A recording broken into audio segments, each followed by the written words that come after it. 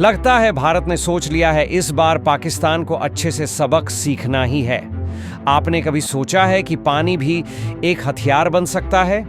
एक बड़ा बदलाव हुआ है दक्षिण एशिया में जब भारत ने अचानक इंडस जल संधि को निलंबित कर दिया। ये कदम न सिर्फ पाकिस्तान बल्कि पूरी दुनिया के लिए हैरान करने वाला था। लेकिन सवाल ये उठता है, क्यों और कैसे भारत ने ये कदम उठाया? इस वीडियो में हम आपको बताएंगे कि इस फैसले के पीछे की रणनीति क्या है, इसके परिणाम क्या होंगे और इस पानी के संघर्ष का अंत कहां जाकर रुकेगा। तो सबसे पहले आइए समझते हैं कि ये इंडस जल संधि है क्या। साल 1960 में भारत और पाकिस्तान ने एक समझौता किया था जिसे हम इंडस जल संधि कहते हैं। इस समझौते के तहत भारत को 3 नदी 20 रावी और सतलुज का पानी मिल सकता था, जबकि पाकिस्तान को 3 मुख्य नदियां इंडस, झेलम और चिनाब का पानी मिलना तय था। इस समझौते का मुख्य उद्देश्य था दोनों देशों के बीच जल संकट से बचाव करना और पानी के वितरण को शांतिपूर्ण तरीके से करना। क्या आप जानते हैं, ये संधि पाकिस्तान की पूरी अर्थव्यवस्था और कृषि के लिए जीवन रेखा बन गई है, क्योंकि उनका 90% कृषि क्षेत्र इन नदियों पर निर्भर करता है। लेकिन कुछ समय पहले भारत ने इस संधि को निलंबित कर दिया और ये फैसला पाकिस्तान के लिए एक बड़ा झटका था।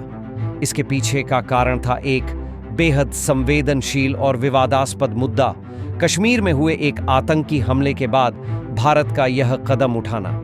भारत का कहना था कि जब पाकिस्तान खुद इस समझौते का उल्लंघन करता है तो वो शांति और सहयोग की उम्मीद क्यों रख सकता है।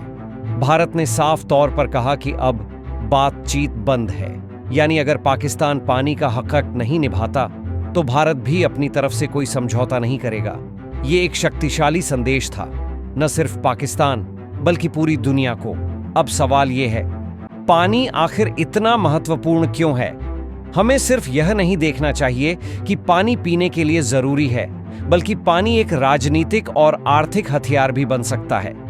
दक्षिण एशिया में पानी की अहमियत इतनी है कि यह न केवल खेती और उद्योगों को प्रभावित करता है, बल्कि देशों के रिश्तों को भी बदल सकता है।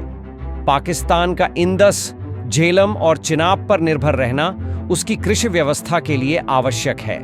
अगर भारत इन नदियों का पानी रोकने में सफल होता है तो पाकिस्तान की खेती, उसकी खाद्य आपूर्ति और उसकी अर्थव्यवस्था एक गंभीर संकट में आ जाएगी।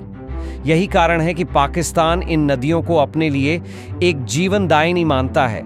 अब जब भारत ने इसे अपनी रणनीति का हिस्सा बना लिया है तो यह दुनिया को दिखाता है कि पानी अब सिर्फ एक संसाधन नहीं बल्कि एक ताकत बन चुका है। भारत ने जो कदम उठाया वह सिर्फ पानी रोकने तक सीमित नहीं था। भारत ने एक बड़े खेल की शुरुआत की। वह न सिर्फ पानी को रोकने का प्लान बना रहा है, बल्कि उसने इन नदियों से पानी की दिशा बदलने के लिए मेगा प्लान तैयार किया है। भारत अब इंडस, झेलम और चिनाब पर स्थित प्रमुख जल परियोजनाओं पर काम कर रहा है, जैसे कि रतले, पकल, दूल, कवर और किरो। ये सभी परियोजनाएं किसी बड़ी शक्ति के रूप में भारत को ऊर्जा के मामले में आत्मनिर्भर बना सकती है।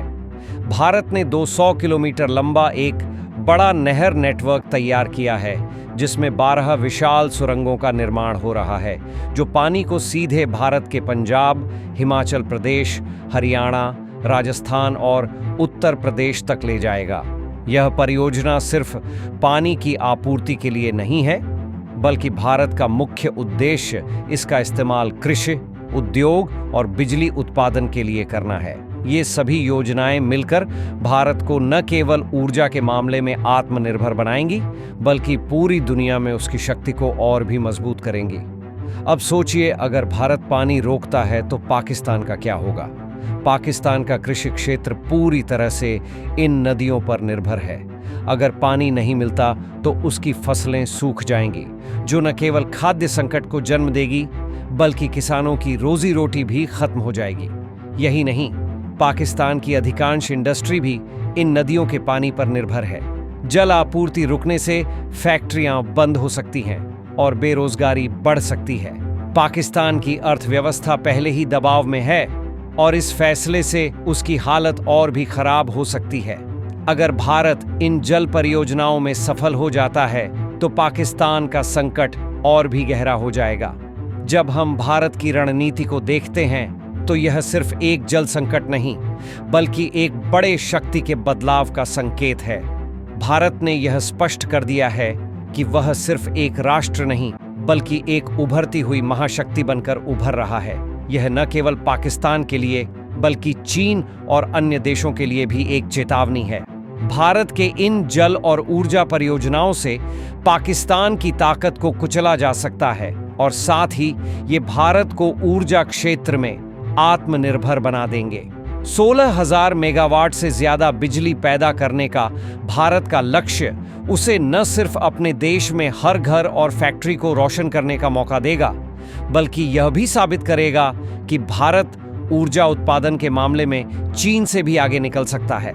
दुनिया भर में चीन, जो खुद को एक ऊर्जा शक्ति के रूप में प्रस्तुत कर रहा है, अब महसूस करेगा कि भारत ने अपने प्राकृतिक संसाधनों का इस्तेमाल कर नई मिसाल कायम की है। इस कदम पर पूरी दुनिया की नजरें हैं। जब भारत ने इंडस जल संधि को निलंबित किया तो वैश्विक प्रतिक्रिया भी मिली। बहुत से देशों ने भारत की आलोचना की और इसे एक तरफा कदम बताया, लेकिन सच तो यह है कि भारत ने यह कदम अपनी आंतरिक सुरक्षा और आत्मनिर्भरता को सुनिश्चित करने के लिए उठाया। भारत के इस फैसले से पाकिस्तान को किसी भी अंतर्राष्ट्रीय समर्थन की उम्मीद नहीं मिली।